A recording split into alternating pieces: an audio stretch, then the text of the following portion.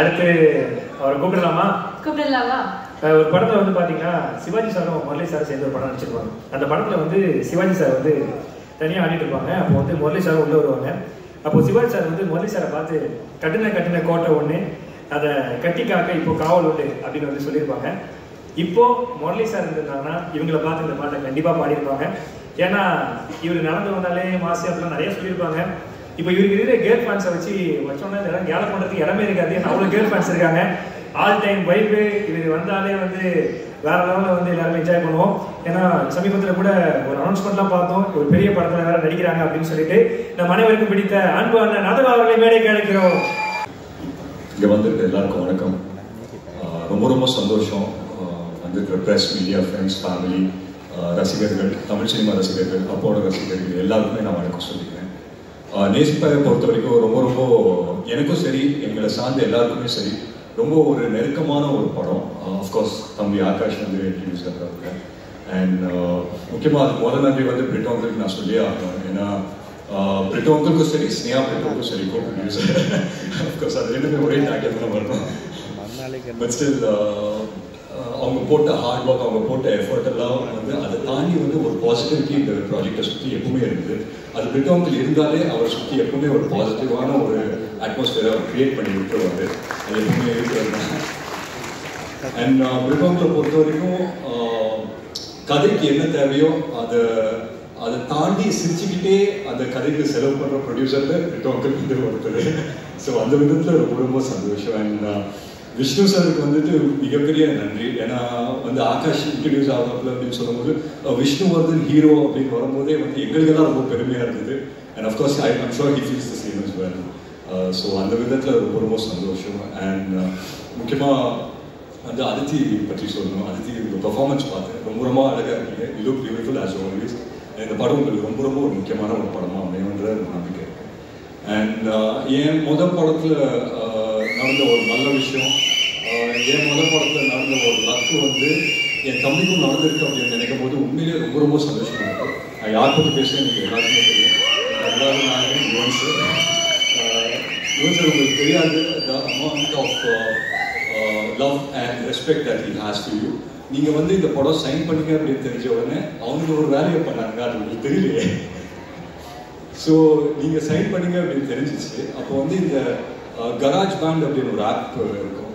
So அதில் ஆகாஷும் அவரோட friend வந்துட்டு அவங்க ஒரு டியூனை போட்டாங்க நேசிப்பாயாக்கு. அது நீங்கள் ஃப்ரீயாக இருந்தீங்கன்னா ஒரு தடவை நீங்கள் கேட்டு பாருங்க கண்டிப்பாக.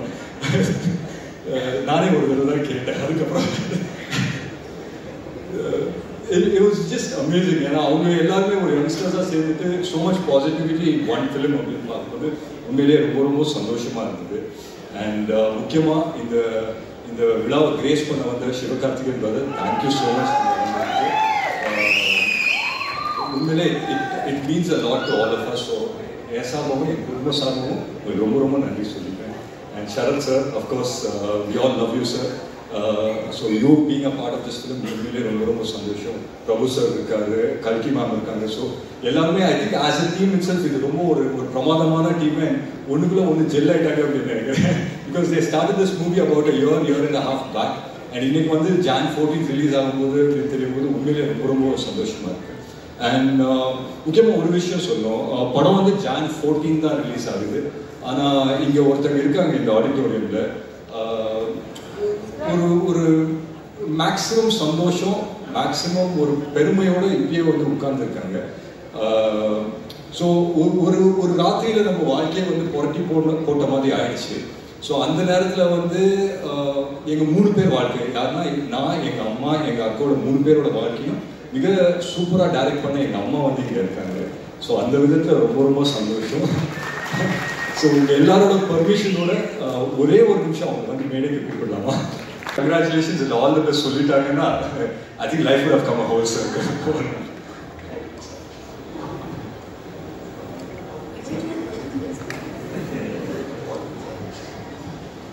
எல்லாருக்கும் வணக்கம். Akash, I love you. And I'm very proud of you. God bless you. Thank you so much.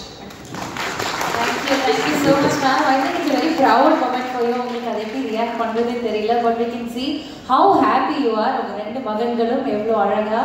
S இல்லை உண்மையிலே நான் ஏன் இன்னைக்கு அவங்கள இங்கே வர சொன்னேன்னா சொல்லுவாங்க இல்லையா, தான் வாழ்க்கை வந்துட்டு தான் பசங்களோட கோல்ஸு இல்லை ட்ரீம்ஸை வந்துட்டு அவங்களோட ட்ரீம்ஸு கோல்ஸாக அது மனசுக்குள்ளேயே வச்சுக்கிட்டு அதை வந்துட்டு அதை நோக்கி பயணம் கட்ட நிறைய அம்மாக்கள் இங்கே இருக்காங்க. அதில் எங்கள் அம்மா வந்து ஒருத்தர்.